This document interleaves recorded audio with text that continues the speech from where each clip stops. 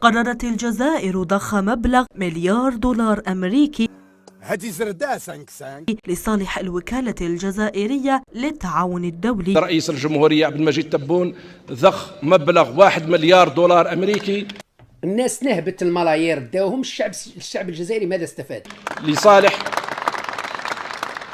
لصالح الوكالة الجزائرية للتعاون الدولي. ومني درتي هذه الخطه كلها وهذه الخنطاطيره وعطيني الطرف الجيد ناكلو ويشبع المنصوب به. استثمرنا.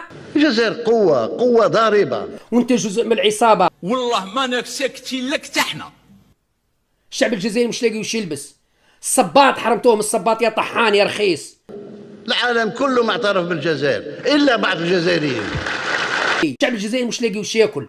فيك الجوع فوت بويما. رمضان الجاي ناس يخرجوا لكم عرايا سبربوحي بلقلوقي ما كان والو.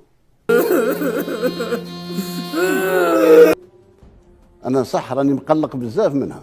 اخصى عليك هليل اسكت. لا صبابط لا سراول لا لحم كونجلي. فيها الجوع. فيك الجوع فوت بويما. ماهوش شبعان وماهوش مكسي وحفيان. عتايه